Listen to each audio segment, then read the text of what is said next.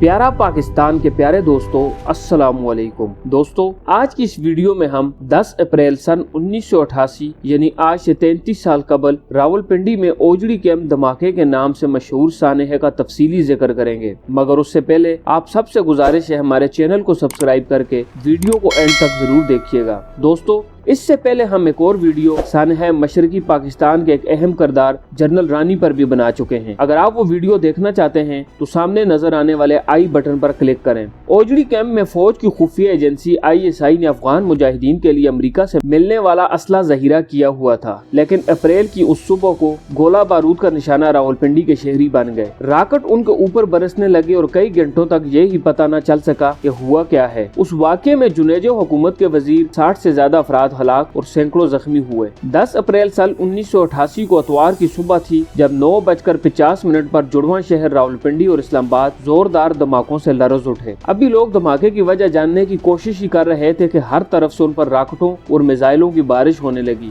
ये खोलनाक मंजर था क़यामत की वो घड़ी जिसमें रावलपिंडी और इस्लामाबाद के संगम पर फैजाबाद में ओजड़ी कैंप के अंदर असला डिपो में लगने वाली आग के बायस बम फट रहे थे। मिसाइल और राकेट उड़ उड़ कर दोनों शहरों के मुख्तलिफ हिस्सों में गिर कर तबाही फैला रहे थे। सड़कों पर मौजूद लोग पनाह की तलाश में भाग रहे थे। किसी ने उसको इंडियन हमला करार दिया तो किसी ने कहा इसराइल ने अटैक किया है। सड़क पर चलती गाड़ियां निशाना बन रही थी। राकेट और मिसाइल लोगों के सरों पर से होते खौफ व हरास फैलाते जमीन पर गिर रहे थे। जुड़वा शहरों में टेलीफोन, बिजली और गैस की फराहमी का निजाम दरहम बरहम हो चुका था। चकलाला में बैनुल-अक़वामी हवाई अड्डा बंद कर दिया गया और परवाजों की आमदोरफ्त रोक दी गई। ओजड़ी कैंप से कई किलोमीटर दूर अवान सदर और पार्लियामेंट हाउस के बाहर भी कई राकेट गिरे। उन दिनों हफ्तावार छुट्टी जुमा को होती थी, इसलिए इतवार को तालीमी इदारे और दफातर भी खुले थे। धमाके के फौरी बाद सरकारी व निजी दफातर और तालीमी इदारे बंद कर दिए गए। ओजड़ी कैंप के असलाखाने में लगी आग भड़क रही थी और कैंप के नजदीकी रहायशी घर राख का ढेर बन चुके थे। जख्मियों के जिस्मों के एज़ा उड़ गए थे, जिस्म बुरी तरह झुलस गए थे। जुड़वा शहर के तमाम अस्पताल लाशों और जख्मियों से भर गए थे। फौजी दस्तों ने सारे इलाके को घेरे में लेकर इमदादी कार्रवाइयां शुरू कर दी थी। उसी रोज इस्लामाबाद की तरफ आते हुए साबिक वफाकी वजीर बराए पैदावार मोहम्मद हाकान अब्बासी की चलती गाड़ी पर 2 राकेट गिरे, जिसके नतीजे में हाकान अब्बासी जाँ बहक हो गए, जबकि उनके बेटे जाहिद अब्बासी शदीद जख्मी हुए। जाहिद अब्बासी बाद अज़ां 14 साल तक कोमे में रहने के बाद फौत हुए थे। मिसाइल ओजड़ी कैंप से कई किलोमीटर दूर ऐवान सदर और पार्लियामेंट हाउस के बाहर तक भी जाकर गिरे। वफाकी हुकूमत ने फौरी तौर पर 3 रोजा कौमी शोक का ऐलान कर दिया। उस रोज शहरियों ने पहले ओजड़ी कैंप से स्याह धुएं के बादल उठते हुए देखे और फिर मुसलसल धमाके सुनाई देने लगे। उसके फौरी बाद फजा में राकेट बरसने लगे, जिससे भगदड़ मच गई। हर कोई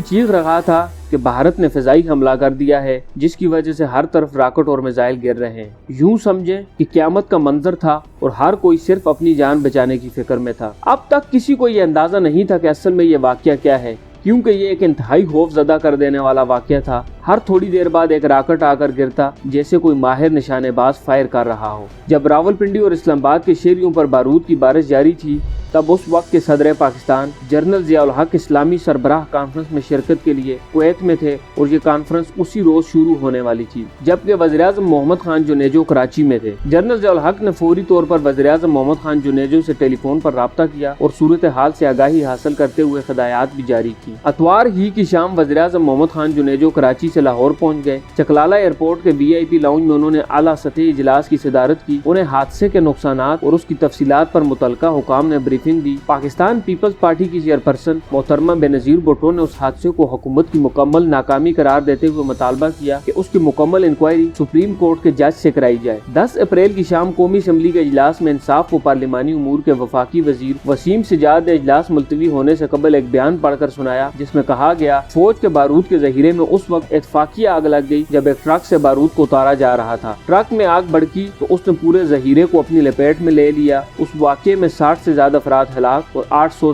तकरीबन जख्मी हो गए। मौके पर मौजूद जवानों ने आग पर पाने की कोशिश की, मगर वो कोशिशें बेसूद रही और नतीजे में बहुत सारे धमाके हुए। बाज राकेट वगैरह जुड़वा शहरों के कई शहरी इलाकों में भी जा गिरे, जिससे भगदड़ मच गई और जानी व माली नुकसान हुआ। आतिशजदगी की वजह मालूम करने के लिए फौरी तहकीकात का हुक्म दे दिया गया है। ये पहला सरकारी ऐलान تھا جس میں باقاعدہ طور پر اوجڑی کیمپ کے حادثے کی تحقیقات کا اعلان کیا گیا۔ 11 اپریل کو کویت سے واپس پہنچنے کے بعد صدر جنرل ضیاء الحق نے جائے وقوع کے دورے اور متاثرین سے ملاقاتوں کے بعد پریس کانفرنس سے خطاب کرتے ہوئے اعلان کیا کہ حادثے کی وجوہات جاننے کے لیے انکوائری کا حکم دیا جا چکا ہے۔ آیا یہ واقعہ تھا، حادثہ تھا یا غفلت کا نتیجہ تھا؟ انکوائری رپورٹ کو لازمی طور پر پبلک کیا جائے گا کیونکہ موجودہ حکومت عوام سے کچھ نہیں چھپانا چاہتی۔ انہوں نے کہا کہ مسلح افواج اپنی روایات کے مطابق ذمہ دار افراد کے خلاف ضرور کارروائی کریں گی۔ صدر ضیاء الحق نے کہا کہ وہ حقائق پر پردہ ڈالنے کے عادی نہیں ہیں۔ اب یہ انکوائری کمیشن طے کرے گا کہ سانحہ تحریب کاری تھی یا غفلت اور لاپرواہی سے ہوا۔ ایک سوال کے جواب میں انہوں نے کہا کہ یہ صرف افواہ ہے کہ کیمپ میں ذخیرہ شدہ ہتھیار افغان مجاہدین کو دیے جانے تھے۔ دلچسپ پہلو یہ ہے کہ صدر جنرل ضیاء الحق نے اپنی پریس کانفرنس میں جس انکوائری کمیشن کا حوالہ دیا تھا وہ کور کمانڈر راولپنڈی کی سربراہی میں فوجی افسروں پر مشتمل تھا جو کہ فوج کی اپنی انٹرنل انکوائری تھی، لیکن پھر ایک بڑی پیش رفت ہوئی جس نے مستقبل کا سیاسی منظرنامہ ہی بدل ڈالا۔ 12 اپریل کو وزیراعظم محمد خان جنیجو کی زیر صدارت وفاقی کابینہ کے اجلاس میں وزیر مواصلات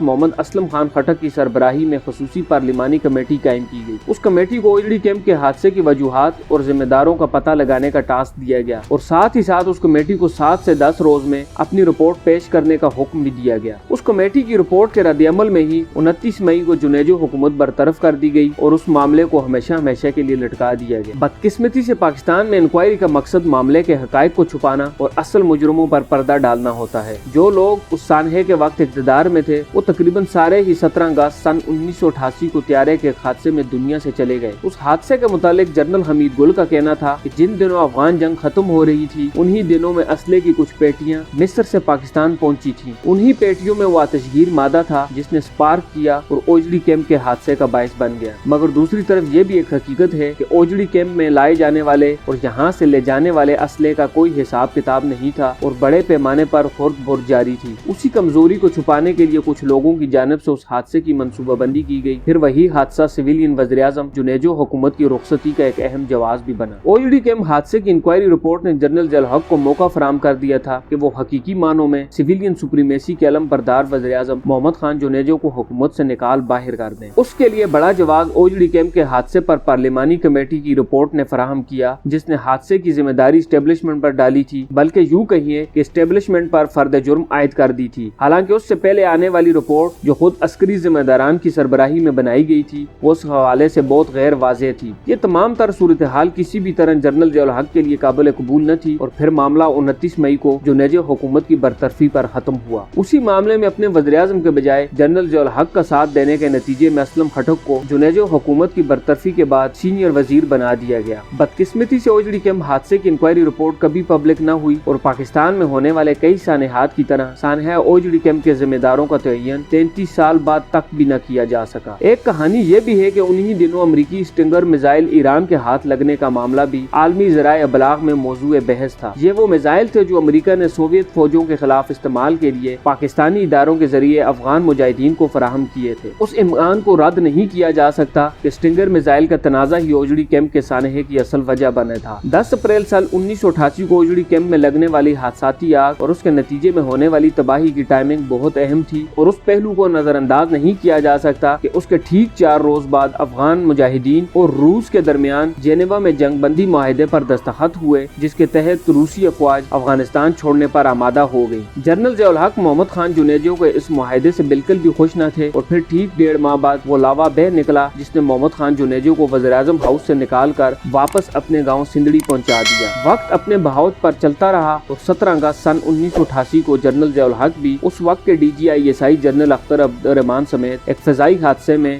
جاں بحق ہو گئے۔ یوں یہ سارا معاملہ ہی ہمیشہ کے لیے پس منظر میں چلا گیا۔ دوستو، اگر آپ روسی افواج کی شکست میں اہم کردار ادا کرنے والے امریکی ساختہ اسٹنگر میزائل سے متعلق جاننا چاہتے ہیں تو برائے مہربانی کمنٹ کر کے بتا دیں۔ ہم انشاءاللہ اگلی ویڈیو اسی سے متعلق بنائیں گے۔ تب تک کے لیے اپنا خیال رکھیے گا۔ اللہ حافظ۔